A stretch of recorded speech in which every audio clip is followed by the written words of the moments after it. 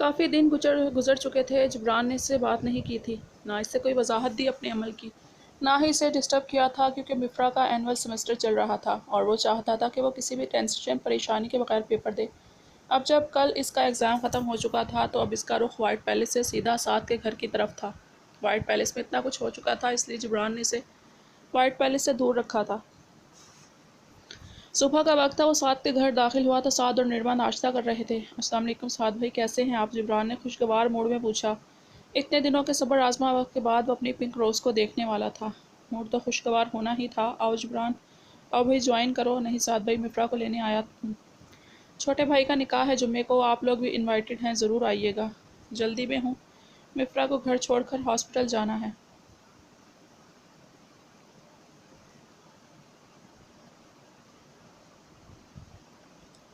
इतनी जान तोड़ मेहनत करने के बाद सो रही है तो मैंने भी नहीं जगाया, सोचा आराम कर लेगी, तुम जगा दो जाकर, साद ने मुस्कुराकर कहा, जबकि निर्भा ने गंदा सा मुंह बनाया। मगर यहाँ परवाह किसे थी? वो पैंट की पॉकेटों में हाथ डाले इस दुश्मन जहाँ के कमरे की तरफ आया। दरवाजे तक आया तो डोर अंदर से लॉक था, मगर इसके पास भी अपने मसाइल के सोहल मौजूद रहते थे। पैंट की पॉकेट से चाबी निकाल कर वो डोर खोलता अंदर दाखिल हुआ तो बेड पर लेटी बेसुध सो रही थी। ऑरेंज कलर की कुर्ती शलवार में दुपट्टा आधा बेड पर आधा बेड के नीचे झूल रहा था। वो गहरी मुस्कान ली आगे बढ़ा, बेड तक आकर इसके करीब बैठ गया।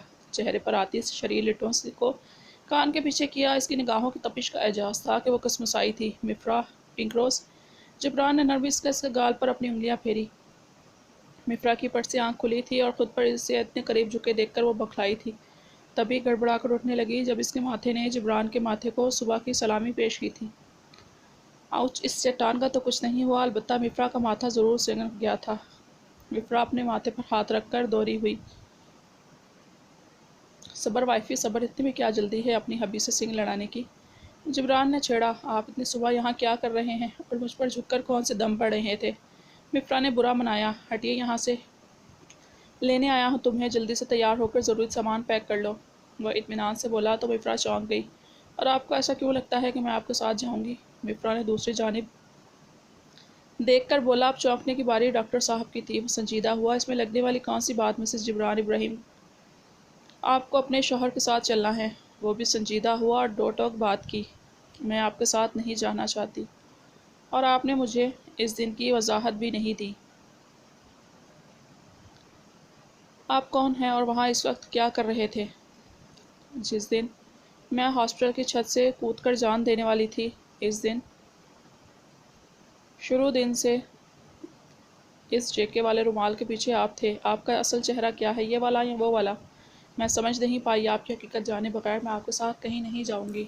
मिफ्रा बोलती रही और वो सुनता रहा। ओके राइट, मेरे साथ चलो तो सही, हकीकत भी जान लेना।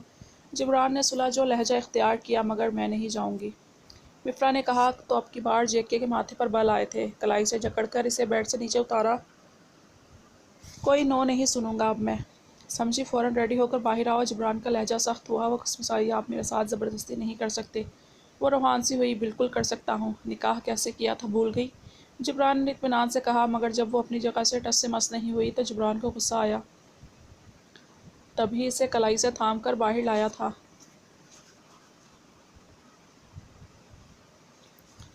साद इन्हें ऐसे देखकर हैरान हुआ। साद भाई, चलता हूँ। नाराज़ हैं बेगम, इतने दिन आया जो नहीं मिलने? मगर आप टेंशन मत लें, अपने ख़ास तरीके से मना लूँगा।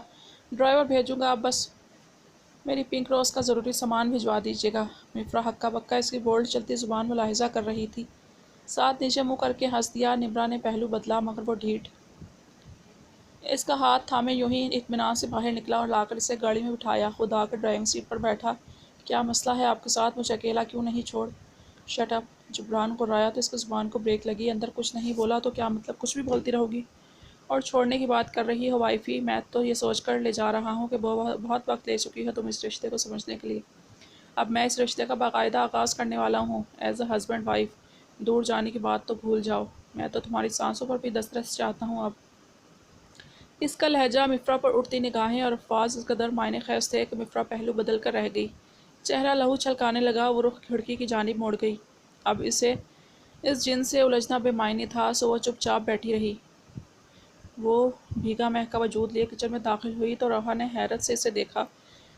کہ اس کا تو روپ رنگ ہی بدل چکا تھا۔ عروشے کے چہرے نے لہو چھلکایا۔ وہ چپ چاپ آگے بڑھ کر ناشتہ بنانے لگی اور اس ظالم کو بیٹی دینے کا پروگرام تھا جو رات اس پر طوفانی بادل بن کر برسا تھا۔ عروشے کس کے لیے بنا رہی ہو چائے؟ روحا کو حیرت ہوئی کیونکہ اتنی لائٹ چائے تو بس اشان پیتا تھا۔ وہ بڑی ماں ان کے لیے۔ وہ شرم سے دھوری ہوئی اور رخ موڑے ہی رکھا۔ کچھ لوگوں کے تو رنگ ڈھنگ ہی بدلے بدلے لگ رہے ہیں۔ خیریت تو نہیں لگتی؟ روحا نے ہنسی دباتے چھیڑا تو کپ میں ڈالی چائے پر اس کی گرفت سخت ہوئی۔ فوراً ٹرے اٹھا کر کچن سے کھسک آئی تھی کہ ایشان کی ابھی ابھی آنکھ کھلی تھی۔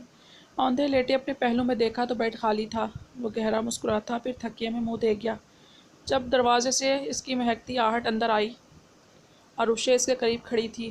ٹرے سائڈ ٹیبل پر رکھی، اب اسے اٹھانا دنیا کا مشکل ترین مرحلہ لگ رہا تھا۔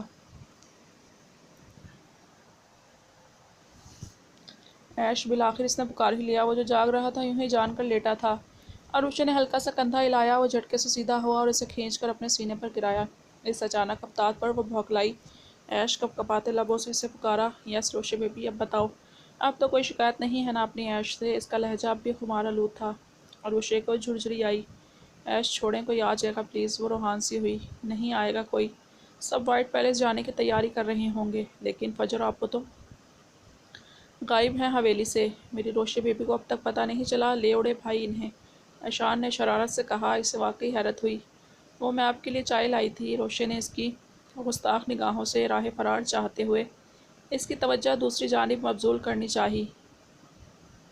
پر برائٹ، تم میری پرمیشن کے بغیر یہاں سے اٹھ کر کیوں گئی؟ یو نو واٹ، مجھے چائے نہیں، چاہ چاہیے۔ چاہ سمجھتی ہو؟ ایشان نے چھیڑا اور نگاہیں اس کے ہونٹوں پر ٹکائیں تو وہ بوکھلا گئی۔ ایش لیو می، اس نے جھنجھلا کر اسے سینے میں منہ دیا تو ایشان نے کہکہا لگاتے اسے ایک طرف اتارا اور اٹھ کے بیٹھ گیا۔ وہ بھی جلدی سے سیدھی ہوئی۔ جاؤ جلدی سے ریڈی ہو جاؤ، ہمیں نکلنا ہے، ایشان نے کہا تو اس نے وہاں سے کھسکنے میں ہی عافیت جانی۔ وہ سب وائٹ پیلس واپس لوٹے تھے۔ عروشے ایشان کے پہلو میں سہمی سے اندر داخل ہوئی۔ سامنے سے ماہر خان آتا دکھائی دیا تو وہ بے اختیار ایشان کی چوڑی پیٹھ پیچھے چھپ سی گئی تھی۔ اس بات نے اسے پھر دکھ پہنچایا تھا۔ تبھی وہ دھیمے قدموں سے چلتا ایشان کے سامنے آیا تھا۔ عروشے بیٹا سامنے آؤ، اس نے نرمی سے کہا تو عروشے جھجکتی سامنے آ گئی تھی۔ ماہر خان نے اس کے سر پر ہاتھ رکھا تھا۔ سوری بیٹا، جانتا ہوں جو بھی ہوا اس میں تمہارا کوئی قصور نہیں تھا، اس لیے سوری۔ گرین ماسٹر کے منہ سے گولڈن لفظ نکلتے سن سب ہی چونکے تھے، مگر وہ کہتا باہر نکلتا چلا گیا تھا۔ رواحہ پلر کے پیچھے سے دیکھتی رہی۔ سب واپس لوٹ آئے تھے مگر ان میں سب کچھ بگڑتا چلا جا رہا تھا۔ آج ایک ہفتہ ہو چکا تھا۔ آریان کا نکاح تھا آج۔ وائٹ پیلس کی رونقیں لوٹ آئی تھیں مگر ان دونوں میں ایک سرد سی دیوار آ چکی تھی۔ بہت ضروری بات پر ہی ماہر اور وہ ایک دوسرے کو مخاطب کرتے تھے، ایک ہی کمرے میں جیسے دو اجنبی رہ رہے تھے۔ رواحہ نے کئی بار اس سے بات کرنے کی کوشش کی مگر ہمت ہی نہیں ہوئی۔ ہاں، اس کے الفاظ سخت تھے۔ وہ وضاحت دینے کئی مرتبہ آیا تھا اس کے پاس مگر بدلے میں اس نے بھی تو کچھ کم نہیں کیا تھا، اپنے الفاظ کے تیروں سے اسے گھائل کر کے رکھ دیا تھا، جیسے اس کی کمر توڑ کر رکھ دی تھی۔ سب نکاح کی تیاریوں میں مصروف تھے۔ وائٹ پیلس میں ایک ہنگامہ سا برپا تھا۔ آریان نے گولڈن شیروانی پہنی تھی۔ آج بس نکاح تھا۔ رخصتی کامران حسن شفا کی پڑھائی مکمل ہونے کے بعد حسن مینشن سے کرنے والے تھے۔ شفا نے گولڈن میکسی پہنی ہوئی تھی جس کے گھیرے میں ہلکا سا شاکنگ کلر کا ٹچ تھا۔ اس مناسبت سے سب نے شاکنگ کلر کی ہی مختلف شیڈز میں ڈریس پہنے ہوئے تھے۔ جب منی اس کے کمرے میں داخل ہوئی تو وہ سخت قسم کا منہ پھلا کر بیٹھی ہوئی تھی۔ منی کو ہنسی آئی۔ کیا ہوا ماہر خان کی مارشمیلو کو؟ منی نے چھیڑا۔ یہ کیا ہے منی، مجھے نہیں یہ پہننا۔ وہ جو اپنے گرد دوپٹہ پھیلائے بیٹھی تھی، جھنجھلا کر دوپٹہ اتارا تو منی کو مزید ہنسی آئی۔ شاکنگ فراک میں گلے ہی ذرا گہرے تھے مگر وہ اس قدر حسین لگ رہی تھی جیسے مومی گڑیا شاکنگ لباس میں اس کے سامنے کھڑی ہو۔ ارے ہٹ، میرے سامنے یہ نخرے مت کر، جب وہ تیری ہری بلا تیرا حشر بگاڑے گا تو اسے دکھائیو یہ نخرے، منی نے چٹخارا لے کر کہا۔ اور یہی وہ لمحہ تھا جب وہ بلیک ٹو پیس میں نکسک سا تیار اندر داخل ہوا تھا۔ منی کی صرف بات سن لی تھی بلکہ سامنے کھڑی اپنی مومی گڑیا کا توبہ شکن حسن بھی ملاحظہ کیا۔ وہ ٹرانس کی سی کیفیت میں بری طرح پھنسا تھا مگر بہت جلد ہی اس کے گڑبڑا کر دوپٹہ اٹھانے پر اپنی کیفیت پر قابو پاتا اس پر سے نگاہیں ہٹاتا ڈریسنگ روم میں گم ہوا تھا۔ رواحہ نے لال بھپکا چہرے لیے منی کو گھورا تو وہ دانت نکالنے لگی۔ وہ جو کچھ بھی لینے آیا تھا اندر بھول چکا تھا کیا کرنے آیا ہے۔ تبھی اپنی کمپٹیاں سہلائیں اور واپسی کے لیے قدم موڑے۔ ان کے قریب سے گزرتے اب کی بار اس نے بے ایمان ہوتی نگاہوں کو ہرگز دیدار جام پی کر بہکنے کی اجازت نہیں دی تھی۔ تبھی اس کی جانب دیکھے بغیر کمرے سے نکلتا چلا گیا۔ اس کے اندر جو ایک بیوی تھی جو چاہتی تھی کہ اس کا سجا سورا روپ شوہر کی نگاہ ناز سے معتبر ہو، اس کی حسرت ہی رہی۔ تبھی دو آنسو ٹوٹ کر گریبان میں جذب ہوئے، جنہیں اس نے منی سے بمشکل چھپایا تھا۔ سب باہر اکٹھا ہو رہے تھے۔ آروشی تیار ہو کر کسی سے چھپتی پھر رہی تھی۔ اندر روم میں وہ واش روم میں نہا رہا تھا۔ اس نے کہا تھا کہ تیار ہو کر مجھے دکھائے بغیر باہر مت نکلنا، مگر وہ اس ایک ہفتے میں اسے اس قدر پریشان کر چکا تھا کہ اس نے تیار ہو کر روم سے کھسکنے میں ہی عافیت سمجھی۔ مفرا کی الگ جان عذاب میں پھنسی تھی۔ ایک ہفتہ ہو چکا تھا اسے واپس لوٹے۔ وہ منہ سے کچھ نہیں بولتا تھا مگر نگاہیں اور ان کے سوال توبہ۔ تبھی وہ تیار ہو کر کچن میں چلی آئی تھی۔ فجر تیار ہو کر بیڈ پر بیٹھی تھی۔ طبیعت خراب سی تھی، پاؤں پر سویلنگ ہو رہی تھی۔ مہابیر فریش ہو کر باہر آیا تو اس کے سامنے ہاتھ پھیلایا۔ چلیں جان جی، وہ نقاہت بھری آواز میں بولی اور اس کے ساتھ ہولی۔ شفا اپنے کمرے میں بے سود سی پڑی تھی کیونکہ اس کے پاپا نہیں تھے۔ ہاں مگر انہوں نے نکاح کی خبر سیف تک ضرور پہنچا دی تھی اور یہ بھی بول دیا تھا کہ اب ان کا شفا سے کوئی تعلق نہیں۔ شفا کو فون پر خفیہ طریقے سے بات ہوئی تھی اپنے پاپا سے۔ رواحہ اور پنکی سے باہر لے کر آئے۔ آریان کی نگاہ ٹھہر سی گئی تھی اس پر۔ اس قدر حسین لگ رہی تھی وہ کہ بے اختیار اس چھوٹے مگر خطرناک جلاد کا دل دھڑکا گئی تھی۔ اسے لا کر صوفے پر آریان کے پہلو میں بٹھایا گیا۔ نکاح کی شروعات ہوئی اور جلد ہی ایجاب و قبول کا مرحلہ طے پا گیا۔ شفا کامران حسن، شفا آریان پاشا ابراہیم بن گئی تھی۔ وہ اب پاس بیٹھے شخص کی وقتاً فوقتاً خود پر پڑتی گہری نگاہوں سے فطری جھک جھک محسوس کر رہی تھی۔ نکاح کے وقت ریشما بھی باہر موجود تھی جو اب اپنے کمرے میں جا چکی تھی۔ تبھی ایک طوفان بدتمیزی برپا ہوا تھا لاؤنج میں۔ سب نے کافی انجوائے کیا۔ منی نے ڈانس کرتے ہوئے بیچ میں دلہا دلہن کو بھی گھسیٹ لیا تو کافی ہوٹنگ ہوئی تھی۔ ماہر ایک طرف بظاہر لاپرواہ سا کھڑا تھا۔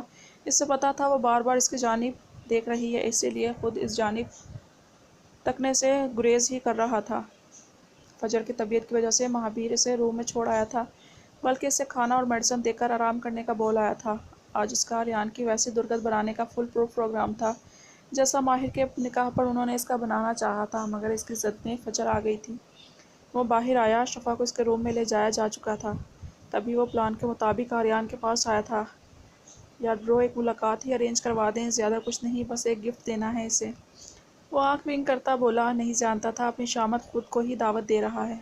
اوکے، تم یہ سافٹ ڈرنک پیو اور چل کرو، میں ارینج کر کے آتا ہوں۔ گہری مسکراہٹ لیے بولا آریان نے سافٹ ڈرنک، جس میں وہی ٹیبلٹ تھی، اپنے لبوں سے لگائی اور ایک ہی سانس میں پی گیا۔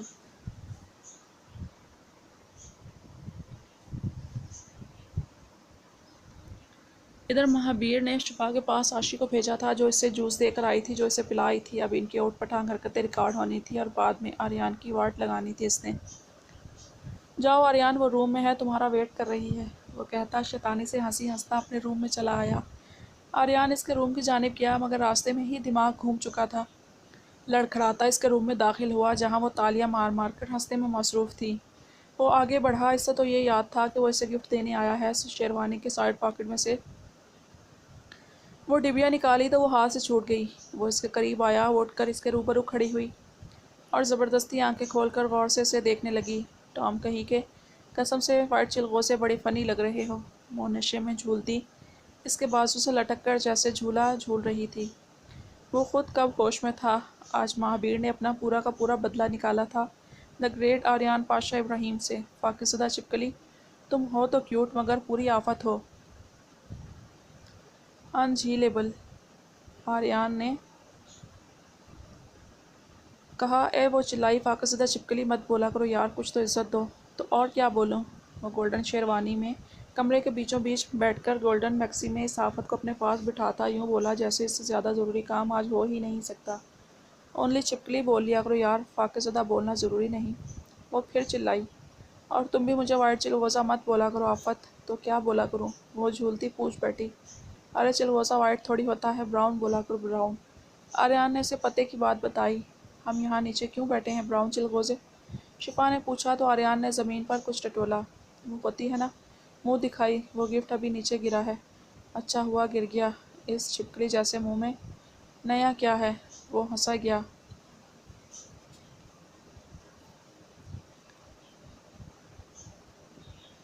شفا نے اپنی سینڈل نکال کر اس کے گھٹنے پر بجائی۔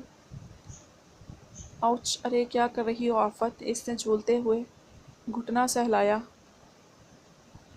نیا تو اس چلگوزے میں کچھ نہیں ہے ہی، وہ فولاد کی اولاد چیک کر رہی تھی۔ وہ بھی جھولتی ہنسی سے دوہری ہونے لگی۔ ارے وہ دیکھو گفٹ میرا۔ شفا نے ایک جانب اشارہ کیا تو وہ دونوں اس مخملی ڈبیا پر جھپٹے۔ سب سے پہلے وہ بدنصیب شفا کے ہاتھ لگی تھی۔ مجھے دو، میں دوں گا تمہیں، آریان نے برا منایا۔ اوکے اوکے، ڈانٹو تو مت۔ شفا نے بھی شرافت کا مظاہرہ کرتے اس کی جانب ہاتھ بڑھایا اور اس کے ہاتھ سے وہ ڈبیا لیتے لیتے ہی اسے 5-10 منٹ ہو گئے تھے۔ پھر فائنلی آریان نے ڈبیا میں سے رنگ نکالی اور شفا کو بمشکل پہنا دی۔ دونوں نے کلیپنگ کی۔ شفا ہنسے گئی۔ یو نو واٹ، گفٹ دینے کے بعد دلہا کیا کرتا ہے؟ آریان نے پوچھا۔ کیا کرتا ہے؟ دلہن تو ایسے شرماتی ہے۔ ایک نے دوپٹے کا کونا دانتوں تلے دبایا اور دوہری ہو کر شرمانے کی ایکٹنگ کی۔ اور دلہا کس کرتا ہے، اور میں بھی وہ کروں گا۔ آریان اس کے قریب کھسک آیا۔ پر دلہن کو تو شرم آ رہی ہے نا؟ وہ پھر آدھا چہرہ دوپٹے میں چھپا کر دوہری ہوئی۔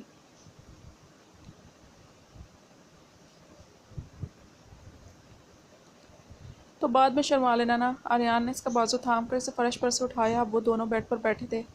اب میں کس کروں گا تو بعد میں شرمانا، اوکے؟ آریان نے اس کے قریب ہوا۔ اوکے۔ شفا بھی اس کے قریب ہوئی۔ آریان اس کے ہونٹوں پر جھکنے لگا جب وہ ہوش و خرد سے بیگانہ ہو کر بیڈ پر لڑک گئی۔